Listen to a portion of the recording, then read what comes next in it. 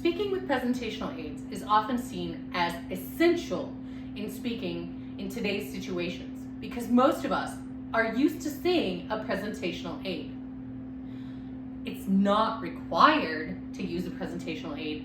In fact, if you read about most religious individuals, Jesus, Muhammad, Lao Tzu, etc., they actually didn't use presentational aids and they gave pretty good presentations. However, many of your audiences are going to expect a presentational aid. This is so people can have an enhanced message, something to take with them from your speech. A visual for the visual learners.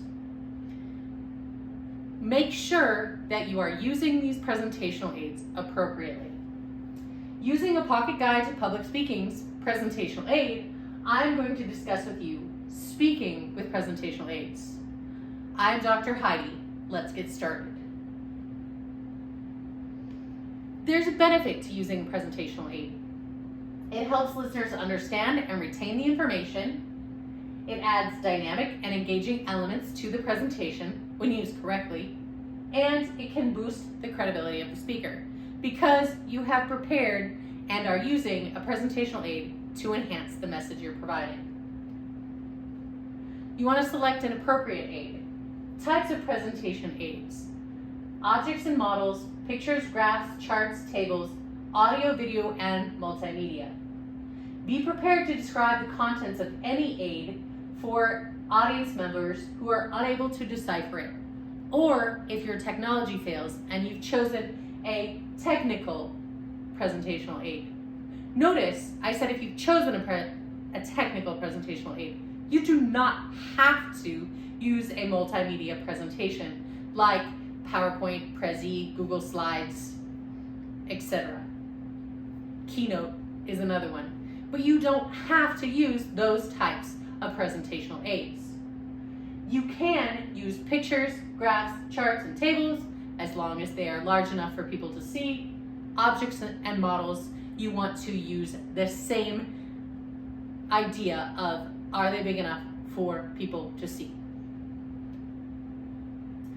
Props and models. Props can be inanimate or live objects. However, if you're going to use a live object, make sure you're able to control it. If I was going to use one of my dogs as a live object, I can't make sure or ensure that he is going to sit during the presentation. More likely, mine would be running around trying to get people to pet them. Your prop can also illustrate or emphasize key points. Models can be 3D, and they are usually a scale or representation of an object. When using a prop or model, keep it hidden until it's time to use it. Make sure it's large enough for everyone to see, and practice your speech using it. Don't decide that you're going to talk about braiding someone's hair and then ask for a volunteer during the speech. You want to make sure that you have practiced with the person ahead of time so that you will know if they are going to talk or move or change during your speech. You also want to have practiced braiding their hair and not just some hair. Pictures are two-dimensional representations. Examples of these include photographs and posters, line drawings, diagrams, schematic drawings or blueprints, and maps. If you are going to use any of these, keep in mind that they have to be large enough for people to see and that you don't want to be passing them around during a presentation or they will distract the audience members from your message. Graphs, charts, and tables. Graphs represent relationships among things. You can have a line graph, which are points connected by lines, and it demonstrates how something changes. Remember the X and Y axis from math class? That is a line graph.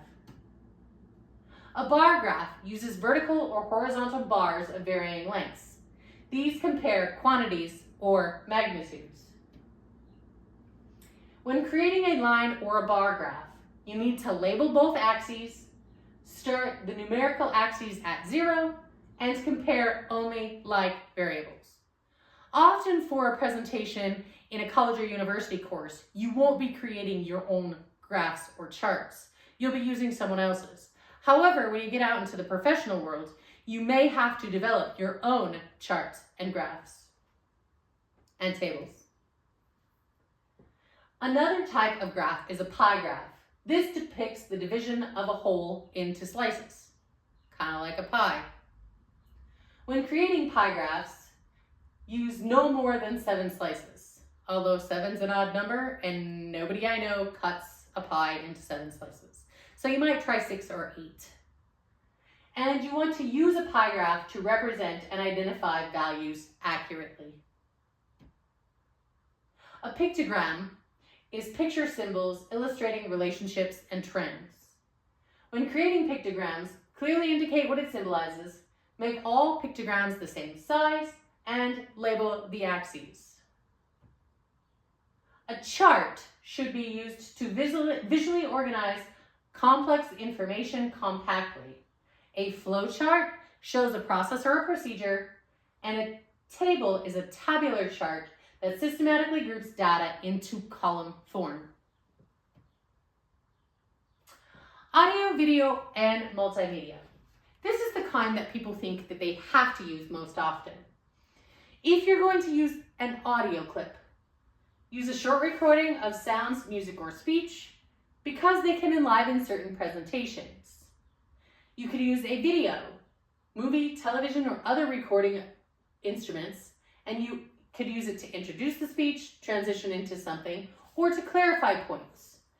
If you are going to use either of these, be sure you practice with them, be sure you are able to use them or implement them during your speech without taking away from the message.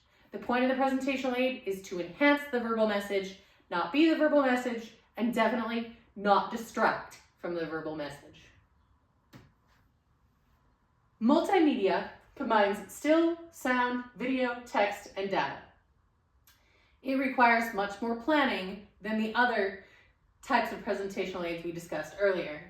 It requires familiarity with the presentation software you'll be using, and it can be used for digital storytelling. You might even consider using the closed captioning feature, especially for people in your audience who have differing abilities and may not be able to hear the video. Options for showing presentational aids. Presentation software can be provided on a digital projector or smartboard. Here, I'm using the television in my home because this is what I have access to right now. You could also use flip charts and whiteboards. These might be used for impromptu explanations, but don't rely too heavily on these. Why?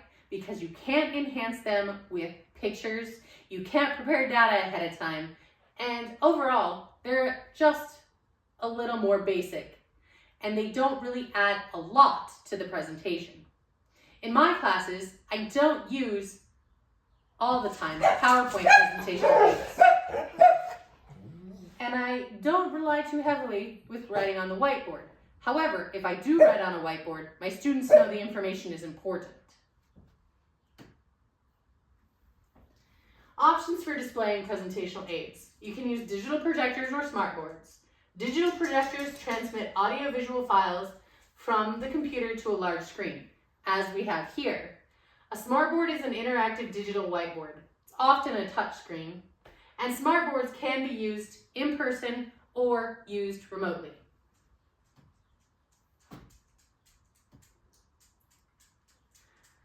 As you can see, a lot of planning and preparation goes into using a presentational aid.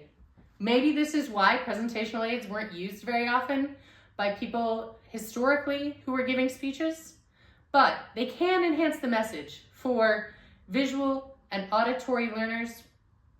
They can enhance the message and help to minimize your anxiety as a presenter, but you must be prepared to use a presentational aid to aid in the presentation.